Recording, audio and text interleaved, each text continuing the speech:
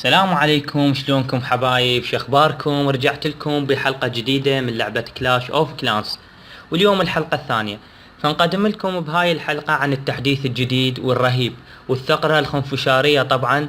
فشباب، بعد ما نزل هذا التحديث صارت كلاش فرشي كلش حلو، واللي كان تارك اللعبة رجع لها لان شي جميل هذا التحديث. فبهذا التحديث ضافوا هواي شغلات، وهي اول شغلة ضافوا اللي هو الثكنات، عبارة عن صارت ثكنة وحدة، بحيث هسه اي ثكنة تضغط عليها تجهز الجيش اللي تريده، بحيث بعد ما تتعب وكل ساعة تضغط على غير ثكنة وتجهز مثل تجهيزة الجولوم وغيرها يحتاج لها هواي شغلات، وتجهز اي شي بيها.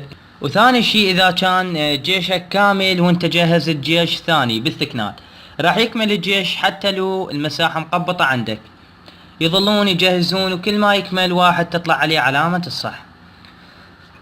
وشباب حتى المشروبات نفس الشي، حتى لو كاملات وجهزت غيرهن هم يكملن. والشي الثالث يا شباب، ضافوا بيت جديد يضرب قنابل، طبعا دمجه كلش قوي وبيه شغلة حلوة، بعد اذا تفلش البيت راح تنفجر من جوا قنبلة كلش قوية. هذا شي رهيب وحلو كلش. والشي الرابع اللي هو الرهيب كلش وشباب والله والصراحة عجبني، ضافوا تحدي كلانات، يعني اذا انت عندك كلان وصديقك هم عنده، يصير تدز له تحدي وتتحاربون بيناتكم. انا ما جربتها الصراحة، بس شي حلو.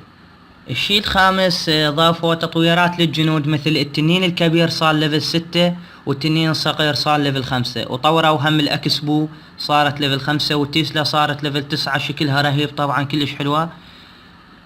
وشغلات هواي منها زيادة قنيمة الحرب وتقليل وقت الجنود، مثل هسه التنين كان يطلع ب15 دقيقة، هسه سوى تقريبا ب3 دقائق. والشي السادس ضافوا يا شباب اللي هو الثغرة او الجلتش بهذا التحديث. طبعا هم ما ضافوها يا شباب، بس صارت جلتش بهذا التحديث، وما اعرف مكتشفينه ما مكتشفينه او متعمدين، انا اللي اتوقع متعمدين. فشي خرافي اللي هو تقدر تطلع جنود كاملة ببلاش بدون اكسير. اي جندي يعجبك مثل تنانين تطلع كله تنانين بدون اكسير، بس بجوهرة واحدة فقط اطلع لك جيش كامل. بس على فكرة الجيش راح يكون من صنف واحد، يعني لو فالكري فقط، لو تنانين، لو بربري، او اي شي يعجبك من نوع واحد. فتابع وياي وتعلم الطريقة. لازم يكون الجيش كامل عندك يا شباب، وتطلع الجندي اللي تريد تطلعه وتهجم به، مثل تنين او فالكري او اي شي يعني اللي عجبك.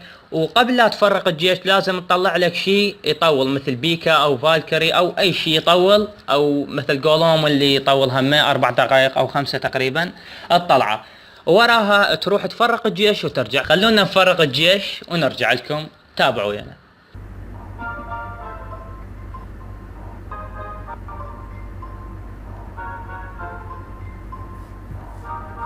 هذا خصم لا، يلا المهم خلينا نهجم، بس اريد اراوي.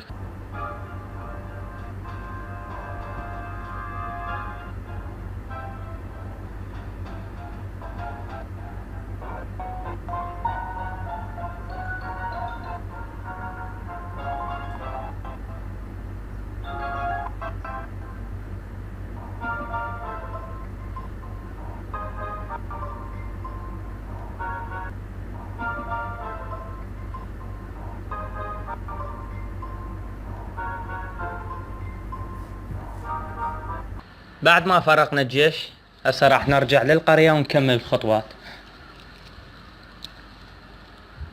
فشباب هسه فرقنا الجيش، وهسه تروح للثكنة. هسه شوفوا، هسه التنين كامل طالع عليه علامة صح، والبيكا بعده. شو تسوي؟ تطلع يا ابو القنابل مفجر السور، تطلعه وتحطه ورا التنين، وتحذف البيكا، وتدوس هاي بجوهرة وحدة تضغط عليها. وشوف هسه طلع لك تنانين، 10 تنانين كاملة بدون اي اكسير. هاي الطريقة طبعا خرافية، واي شي اللي عجبك اطلعه.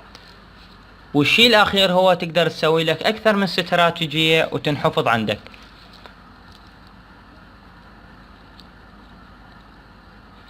بحيث يعني ما تتعب وكل ساعة ترجع تجهز الشي اللي انت تريده او تهجم به دائما. فهاي مثل هسه تحفظ، انا هاي هجومي دائما بلم الموارد.